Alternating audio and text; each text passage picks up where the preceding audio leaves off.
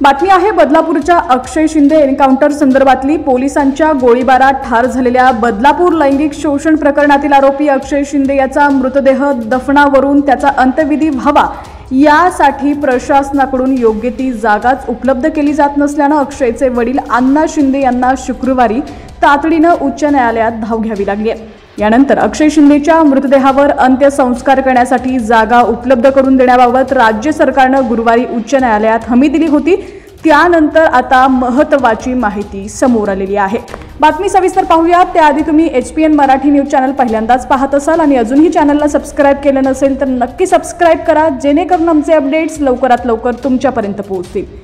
तर मृतदेहावर अंत्यसंस्कारासाठी ठाणे पोलिसांनी बदलापूर, अंबरनाथ आणि ठाण्यातील स्मशानभूमींमध्ये चाचपणी सुरू केली आहे। पोलीस प्रशासनाकडून स्मशानभूमीत जागा उपलब्ध करून देण्याबाबत चर्चा सुरू असल्याची माहिती समोर येते।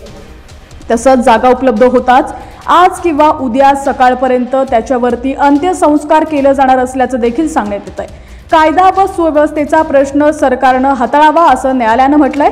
अक्षय शिंदेच्या अंत्यसंस्काराला केवळ जवळच्या नातेवाईकांनाच उपस्थित राहता येणार आहे, वकिलांना तसंच कोर्टाने तसे निर्देश दिलेले आहेत। तसंच त्याच्या कुटुंबियांना विश्वासात घेऊन आणि निवडक कुटुंबियांच्या उपस्थितीत शांततेत दफनविधी होईल याची खबरदारी घ्या अशी सूचना देखील देण्यात आलेली आहे।